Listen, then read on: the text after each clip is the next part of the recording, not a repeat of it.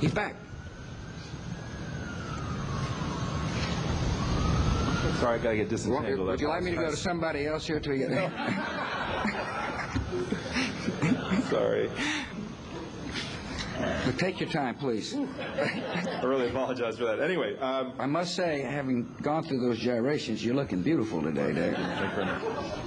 Mr. President, critics of your proposed bill on interrogation rules say there's another important test. These critics include John McCain, who you've mentioned several times this morning. And that test is this. If a CIA officer, paramilitary, or a special operations soldier from the United States were captured in Iran or North Korea, and they were roughed up, and those governments said, well, they were interrogated in accordance with our interpretation of the Geneva Conventions, and then they were put on trial, and they were convicted based on secret evidence that they were not able to see, how would you react to that as Commander-in-Chief?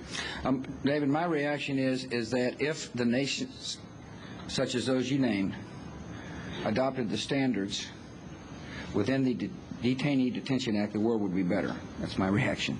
We're trying to clarify law. We're trying to set high standards, not ambiguous standards. And let me just repeat, Dave. We can debate this issue all we want, but the practical matter is, if our professionals don't have clear standards in the law, the program is not going to go forward. You cannot ask a young intelligence officer to violate the law, and they're not going to. Let me finish, please. They will not violate the law. So you can ask this question all you want, but the bottom line is, and the American people have got to understand this, that this program won't go forward if there's vague standards applied like those in Common Article 3 from the Geneva Convention. It's just not going to go forward. You can't ask a young professional on the front line of protecting this country to violate law. Now, I know they said they're not going to prosecute them. Think about that, you know. Go ahead and violate it. We won't prosecute you. These people aren't going to do that, Dave. Now, we can justify anything you want and bring up this example or that example. I'm just telling you the bottom line. And that's why this debate is important. And it's a vital debate. Now, perhaps some in Congress don't think the program is important. That's fine. I don't know if they do or don't. I think it's vital. And I have the obligation to make sure that our professionals, who I would ask to go, conduct interrogations to find out what might be happening or who might be coming to this country, I got to give them the tools they need, and that is clear law. So this is an important point, and I think the point I just made is the most important point. Okay. And that is the program is not going forward. David, you can give a hypothetical about North Korea or any other country.